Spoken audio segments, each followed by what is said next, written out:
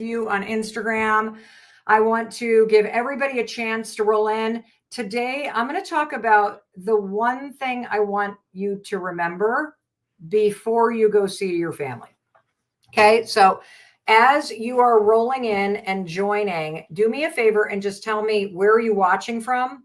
And if you're in the US, huge holiday weekend here in the US, are you on your way to see your family? If you're somewhere else around the world, are you going to be seeing family soon, this weekend, coming up? Because today I'm going to share with you something that I want you to always remember before you go see your family. Okay. So number one, no matter where you are in your relationship with your family, whether you love them to pieces, whether you love them, but you don't like them, whether you get along and you have fun, but you wish that you could be closer. You wish there wasn't like baggage or tension, or maybe you just wish your siblings got along, or you wish, your brother didn't fight with your dad, or that now that your siblings are married, that there wasn't kind of drama there. Like you just wish that things could be closer. If that's you, I think we all wish that we could see our family more or be closer to our family, or that the bygones could be bygones. Here's what I want you to know. First of all, it only takes one person to show up differently, and it can change the whole family dynamic. And I'm going to prove it to you, because I want you to think about the person in your family or your extended family that is the most problematic. Okay. I see people literally going, oh my gosh, I'm going to be with my toxic father this Thanksgiving. So if there's somebody in your family that has a little bit of a narcissistic personality, or they're all the drama, or they're the golden child, or it's always about politics and you just wish it wouldn't be, or it's always about them. Like there's someone in everybody's family. It might be a cousin, it might be a sibling, it might be a parent, it might be an adult child, it might be somebody's boyfriend, girlfriend, husband, or wife, it might be their kids. There's someone that you're like, oh, if only. Well, notice that all it takes is one person in a family that is somewhat negative for it to impact the whole family negatively, right? Well, here's what I'm going to tell you. The opposite is also true. All it takes is one person in a family who shows up with positive energy and who doesn't buy into the drama and who is powerful and confident and who is like, I can't say, I almost said a 4-letter word. I don't want to do that on a live stream. Who literally cannot be screwed around with. That person has more power, in my opinion, than a negative person. And that person is you. If you've wanted the family dynamic to shift, if you've wanted to be closer to your family, if you've wanted to have more fun, that person that can change that entire system is you. And the reason why is simple. Your energy and the way that you show up in the world, it influences other people. And it is true. You can't change someone else. Like, let's just assume your dad's not changing, your mom's not changing, your sister and her drama's not changing, your brother, the not changing, like the adult kids in the not changing. So let's just take that as true. Your family's not changing. So I want you to walk into any time with your family and go, they're not changing. However, if I change, that shift in me influences everything. Think about your family like a giant spider web. And in the morning when you see a spider web, when you're out walking and it's all covered in dew and all the little droplets are on it, if you tap a spider web, right, all the little dew starts to shake down. That is the power that you have. Do not underestimate the power that you have. Instead of rolling into the weekend, dreading and bracing, oh, my uncle's going to drink. Oh, they're going to talk about, you're now giving other people power. And what I'm here to tell you is you have the power. And what you're going to bring to the holidays with your family is the let them theory. and I'm going to explain how you're going to use it. And I'm going to explain what I want you to focus on. Because when you let the people in your family be themselves, let your sister be dramatic, let your brother be the golden child, let your mother drink too much, let your dad sit in front of the TV and watch the soccer or the football game all weekend long and not talk to anyone. Let them. The more that you roll into interactions with your family and you say, let them be who they are. Because if your family's like my family, most people that you're related to haven't gone to therapy. A lot of them don't want to. And if somebody hasn't looked at their issues, then they're not going to be able to change, right? And if they're not able to be positive with themselves, they're not going to be able to be positive with you. And so instead of you giving away all of your energy and you trying to manage everybody else and worrying about everyone else being happy, just let them. Okay, just let them. And if you love your family, here's what you're going to notice when you say let them. When you say let them, you take a step back and you can actually, with this little bit of space, really admire people. You can really be present with them. And so it works if it's positive or negative. Instagram, I'm going to be right back. Apparently, so many people joined, it crashed. And so I just want to tell Instagram, we're coming right back. I promise you. But for those of you that are here with me on LinkedIn and YouTube and Facebook, I'm going to take a couple. Here we go. What do you do when you have an in-law who's mentally unstable and extremely combative? How do you sit there and let them be them without giving up the fact that you're getting abused? Tina, if they're that abusive, why are you actually going to see your in-laws? That's the bigger question. And if you don't have a choice, like let's say, so here's the thing. If you're choosing to spend time with somebody who is combative, then own it and understand why. And you may be doing that because you want to support your spouse. What you have to do is you have to walk into that situation knowing full well that your mother-in-law is who they are, period. Nothing's changing that. Let them. And then you go to the second part of the let them theory, which is let me. Let me remind myself that my power is not in trying to control or manage a person that's combative. My power is in let me. Let me decide what is worth a response. Let me decide what conversation I'm going to engage in and what not. Let me decide how long I'm going to sit in this room and how long I'm not. Let me decide. And here's a little tip from my friend Jefferson Fisher. If she says something very combative, here's what you're going to say. You're going to mutter to yourself, let them. And then you're going to say, could you repeat that? Because 9 times out of 10, when you pause and you slow down, could you repeat that? And now they're going to have to think about what they said. They're not going to say it again.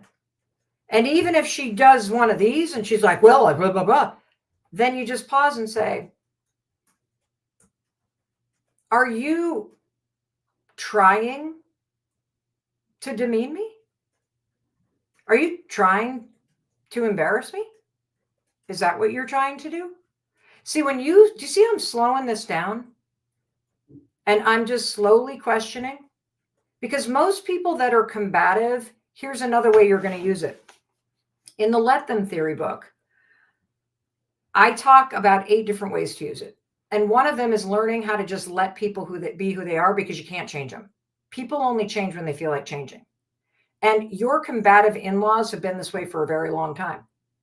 And they're this way because they get attention for it. They dominate people for it. But it creates this like invisible distance where we all pull away from those people. So you're just going to let them because you're not going to waste any time and energy trying to change somebody else. You're going to let them because the power is in accepting who they are and seeing it very clearly.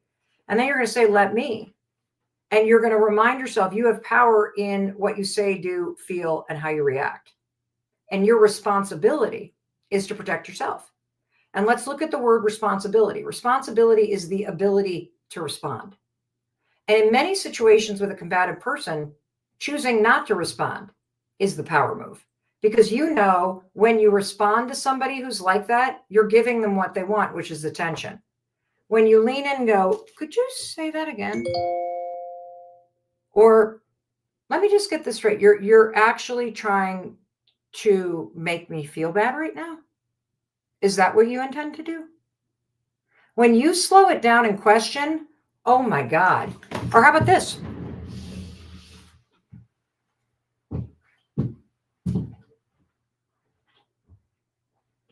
Your silence can't be misquoted. Somebody says something, let them, because you can't control what comes out of somebody's mouth, but you can control, let me, whether or not you're going to sit there and engage in this conversation. I don't talk to adults that are screaming like children.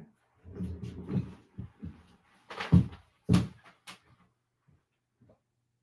you see how powerful that is? So you're not being a doormat. You're actually choosing how you respond. And that's why the let them theory is the one thing I want you to take into your relationship. And here's the second thing I'm going to teach you, everybody. I go through life looking at other adults as 8-year-olds in big bodies. That's it. We're all just 8 years old. Emotionally, we're 8 years old. It takes so much therapy and self-awareness to be emotionally mature. And I've only started working on emotional maturity in the last couple of years. I mean, I'm willing to admit to you, I'm basically a 5-year-old when I get hungry or tired or upset or offended or frustrated or disappointed. I tantrum, I vent. I'm working on controlling my emotions. And so another tool I'm going to give you that I write about extensively in the Let Them theory is when you go through life and you see the people in your family as just little 8-year-olds in big bodies, because the golden child who's been the favorite in your family has always been the golden child who's been the favorite in their family. And they just love the attention, just like an 8-year-old. And when you look at an adult like an 8-year-old, guess what happens? You don't feel scared of them. You start to just kind of see them and you have more compassion. And it allows you to step toward people instead of stepping away. And so before you see your family, I want you to take the Let Them theory with you to see your family.